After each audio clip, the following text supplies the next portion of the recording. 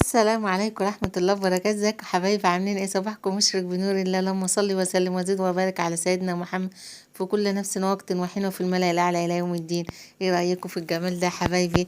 عملنا النهاردة مع بعض شوربة كده يا حبايبي بالجمبري، وعملنا سمك بوري مشوي، وعملنا رز معمر وطحينة وسلطة وجرجير، وده كان غدانا النهاردة يا حبايبي. يا رب طريقتي كده في الرز المعمر وفي الشوربة وفي السمك الجميل. شوفوا ما شاء الله، ولا أفخم المطاعم اهو. شوفوا ما شاء الله يا حبايبي، شوفوا اللهم بارك، شوفوا البطروخ فيه، اللهم بارك. ألف هنا وشفا يا حبايبي للي كل واللي شاف يا رب، اللهم امين. تعالوا كده نسمي الله ونصلي على الرسول وندخل كده الفيديو النهارده يا حبايبي، نشوف الجمال ده. اللهم بارك. عملناه ازاي؟ هنا جبت السمك يا حبايبي، شوفي ما شاء الله السمكه الصبحه تعرفيها الخياشيم تبقى حمرا كده، وتحطي ايديك السمكه ما شاء الله اللهم بارك ماسكه نفسها كده يا حبايبي ما شاء الله. غسلته تحت الحنفيه وفتحت الخياشيم دي، نزلت كل الرواسب اللي بتبقى فيها لحد بقى زي الفل قدامك كده، والميه بتاعه صافيه زي الفل اهو. اللهم بارك. ضروري اول غسيل ده يا حبيبتي عشان تضمني ان السمكه تبقى نضيفه معاك، تنزلي منها اي شوائب البحر بتاعها، فبتبقى ايه السمكه من جوه والخياشيم وكده. حتى لو مش هناكل الراس، بس ايه تعملي الحاجه بنظافه وحب كده لحبايبك. الف هنا وشفا. هنا حبايبي اهوت حطيته في الرده، وهنا يا دوبك بس حطيت معلقه زيت كده في ارضيه الصاج اللي هحطه، بحيث ايه السمكة تبقى بسم الله ما شاء الله كده مستوية من فوق ومن تحت، وفي نفس الوقت ايه ما تلزقش منك. شوفوا ما شاء الله يا حبايبي. بتضري بقى ايه بالردة كده على قد ما تقدري، ما تكتريش بحيث اللي يتهدر منك خسارة ايه ان احنا نرميه. فبتحطي ايه يا دوبك كبشة كده بتبدري بيها، ما بياخدش ايه ردة كتير، هي يا دوبك كده حاجة خفيفة من فوق ومن تحت، وتقومي رصة في قلب الصاج بتاعك كده يا حبيبتي. اللهم بارك. تنسوش بقى اللايك لاختكم، لو عجبكم البوري ما تنسوش اللايك لاختكم. وهنعمل رز معمر بطريقة سهلة وبسيطة وخفيف كده على المعدة، هيطلبوه منك كل يوم احلى من الرز الابيض 100 مرة. شوفوا حبايبي، ومعلقه زيت كده كمان ايه نرشها كده على السمك برضو، ونقوم حاطينه كده بالجمال ده. شوفوا اللهم بارك يا مولع الفرن يا بوري. شوفوا اللهم بارك يا حبايبي. حطيته ايه مقربه الصاج، لو خدت بالك مقربه الشبكه لايه اول درجه بعد الشوايه على طول. قلبته يمين وشمال، وجبت البطن بتاعه والظهر وكل حاجه لعند ما طلع اللهم بارك بالجمال اللي قدامك ده. غليت بقى هنا كوبايه ميه يا حبايبي، احط عليها معلقه خل. الميه المغليه بتساعد قوي السمك يبقى جميل معاك ويشرب التتبيله. توم وفلفل اخضر وفلفل احمر وكزبره على شبت وبقدونس، واهم حاجه الكمون والكزبره دوت اهم حاجه للتحديقه مع التوم، الكمون والكزبره والفلفل ده بقى ايه لو متوفر عندك فضل ونعم. وننزل بقى بعصير ليمونه كده كبيره او لو منتون صغيرين. انت طبعا عارفين يا حبايبي كلكم شطار، السمك همه الليمون. فبرضو عمرك ما لو شويتيه من بره عمرك ما هتشويه بالجمال والنظافه ده. الليمونه صح ولا احنا اللي ما فيناش اعصاب نعصر؟ الله يصلح حالكم يا حبايبي. وبتشرف بكل اللي دخلوا جداد في القناه، وجودكم على راسي من فوق يا حبايبي. ربنا يسعد قلوبكم بكل كلمة حلوة وكل لايك بتحطوهولي، ولكم بالمثل كل خير وزيادة، اللهم امين يا رب. شوفوا حبايبي هو سخن والتحديقة نازلة سخنة، اللهم بارك. بتخليه يشرب ويبقى اللحم معاكي ابيض وشارب من التطعيمة، اللهم بارك. لازم بقى نصفيه بقى يا حبيبتي، نرفعه كده على حاجة عالية. شوفي خد كفاوته، ونقوم جايين ايه كل اللي يفيد منه دوت نقوم ايه مصفيه. هوريهولكوا بقى بعد ما اصفيه. هنا بقى حبايبي معايا لبن بالوش بتاعه كده، اللهم بارك. احط له نص معلقه صغيره كده سكر وملح بقى تبع ايه تبع حدقيتك للاكل. بس خدي بالك معلومه من اختك، الرز المعمر ما بيحبش اللهم صل على النبي، ما بيحبش الملح كتير، يعني على قد ما تقدري ما تكتريش ملح. طبعا بنعد الرز زي ما عايرتيه، حطي قباله النص لبن او التلات ارباع لبن والربع ميه. الميه دي بتخلي ما شاء الله اللهم بارك معاكي الرز مش حبايه وحبايه لو بتشتكي منه او اللي يقولوا ما بيستواش. لا حطي حاولي ان انت تحطي ربع اللبن ميه، ربع العيار الرز ميه. هنا بقى اغليها بقى يا حبايبي. طبعا ايه زي ما اتعودتوا معايا الرز المعمر بحب احط له كده العقد بتاعه مع. وشوفوا نقعت الرز اهوت قيمه ساعه. اما بقى ما شاء الله فتح وزاد حجمه بقى ما شاء الله اللهم بارك.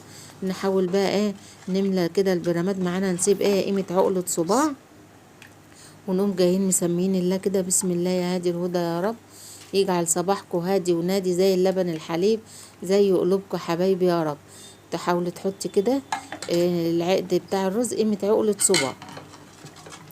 كل ما تيجي تحطي تقومي جايه مقلبه عشان تخلطي بقى اللبن بالقشطه بالزيت بالملح بالسكر، لازم ندوبه فيه بحيث يبقى كل حاجه واخده التطعيمه بتاعها. اللهم بارك. جربي كلام اختك، واللبن بطريقتي ده خفيف قوي. العلبه دي فيها فيها جمبري بيعيط على مامته.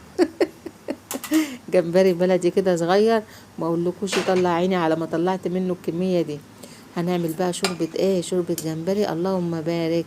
اوعى وشك. هنحط كده معلقة سمنة بلدي، معلقة كده صغيرة تطعم معانا الدنيا. ومعايا اللهم صل على سيدنا محمد. شوفوا الجمبري حبايبي مغسول ومرشوش عليه ليمون وصفيته خالص اللهم بارك بقى زي الفل. تصفيه كده في مصفى مرة واتنين وتلاتة، اما المية تبقى زي الفل معاكي ويفتح معاكي خالص من اي شوائب فيه. وهنا معانا التوم والفلفل اخضر وفلفل احمر وعود شبت على بقدونس هنحطه في الاخر. وهنا السر بقى في المعلقه دي. المعلقه دي كده يا حبايبي قشر الجمبري لما بقشره بحتفظ بيه. قمت محمصاه في الفرن بعد ما غسلته طبعا، حمصته في الفرن. اما بقى ناشف خالص، قمت ضرباه في كبة الخلاط بقى ما شاء الله احلى بهارات سمك معاك. طبعا لو عايزه تحتفظي بيها كده احتفظي، لو عايزه بقى تطعميها هي ذات نفسها بالملح والكزبره والكمون تمام. بتضيفيها بقى الشوربه زي دي، بتضيفيها الرز سمك ما شاء الله، بتخلي الريحه معاكي والطعم في حته تانية خالص. نزلت كده بقى حبايبي بعد ما الجمبري خد تشويحه بكوبايه لبن وكوبايه ميه بس كده. شايفين الجمال؟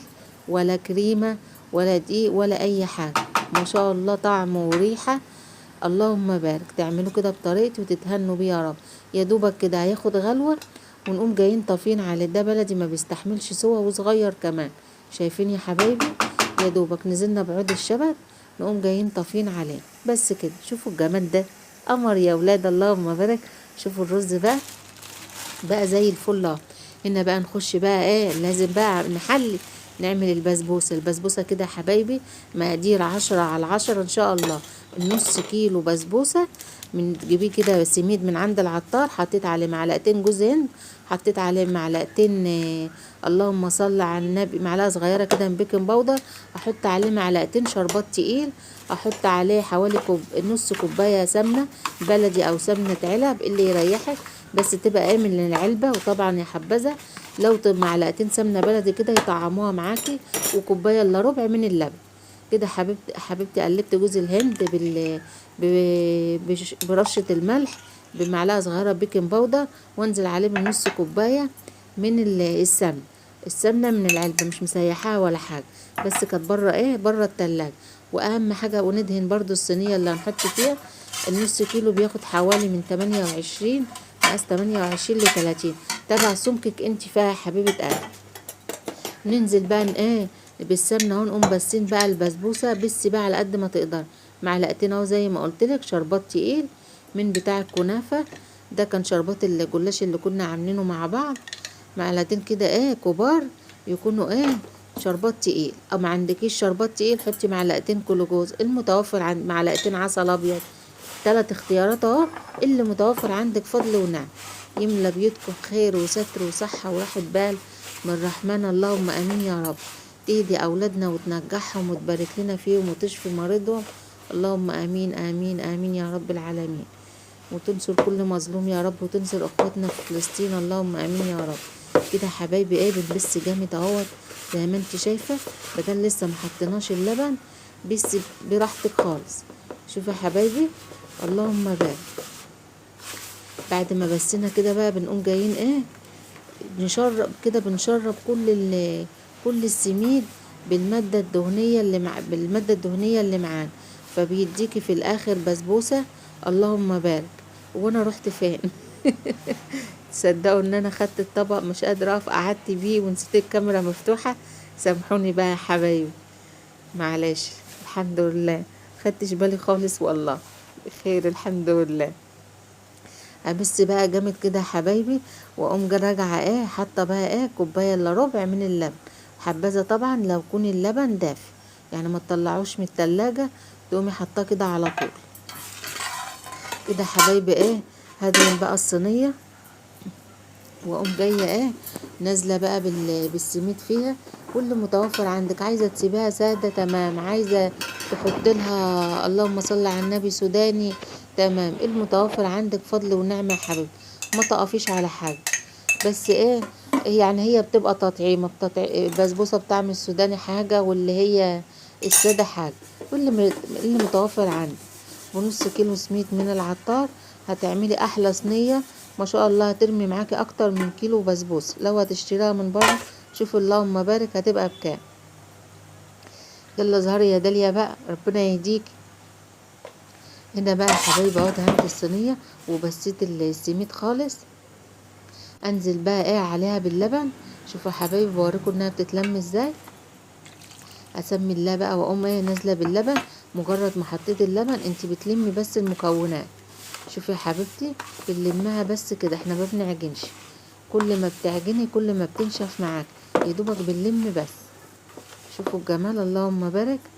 والشربات بقى بتاع البسبوسه يا حبايبي، اول ما نحط البسبوسه في الفرن على 180 بنكون عاملين الشربات. الكوبايتين السكر عليهم كوبايتين ميه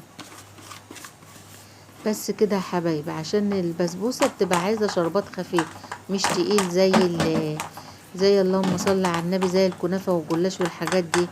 نفردها بقى خالص يا حبايبي. شوفوا ما شاء الله اللهم بارك. لو لقيت الوش مش املس معاكي وناعم، ادهني ايديكي كده ميه، وقومي جايه منعمه. هنا بقى احط سوداني اهو يا حبايبي. هقوم جايه حاولي وانت بتحطي السوداني كده تغرسيه، عشان اللي مش هتبقى مغروسه ومتكيه عليه هتقوم عايمه على الوش البسبوسه. على قد ما تقدري كده. متوفر عندك مكسرات، عاوزه تسيبها ساده، كله فضل ونعم. ربنا يرضينا جميعا يا رب. حطها بقى في الرف الوسطاني يا حبايبي على فرن 180. هنا وهنزل بكوبايتين سكر، كوبايتين ميه. اول ما يغلي اقوم حاطه عصره ليمونه، واقوم جايه سايباها بقى وهي على نار هاديه خالص، ما تطفيش عليها، بحيث تبقى هي سخنه والبسبوسه طالعه سخنه. انا طريقتي في الشربات، بدوب السكر كده يا حبايبي قبل ما برفعها على النار. اول ما برفعها على النار خلاص بشيل ايدي، مجرد ما غلى بطفي عليه. شوفوا حبايبي اللهم بارك، ايه الجمال ده. هنا هي سخنه يا حبايبي. انزل بالفانيليا بقى، هي سخنه والشربات سخن. مجرد ما حطيتها كده واتشربت كل الشربات معانا، بسم الله يا بركة الصلاة على النبي. حطي كل كمية الشربات، ما تقلقيش خالص، ما تقلقيش يا حبيبتي. كل كمية الشربات وهي بفضل الله هتشربه كله. اديها كفوها وهي هتشرب معاكي كل الكمية. انا يا دوبك هزيت الصينية كده وقمت نازلة بقيت كل اللي كان معايا، كل الكمية حطيتها. وتقومي جاية سايباها بقى قيمة ساعة كده، مغطياها، هتبرد وتبقى زي الفل. تعملوها كده وتتهنوا يا حبايبي. متنسوش اختكم باللايك والاشتراك والسبسكرايب. الله يسعدكم يا حبايبي يا رب. وده كان فيديو النهارده يا حبايبي، يا رب يعجبكم. السلام عليكم ورحمه الله.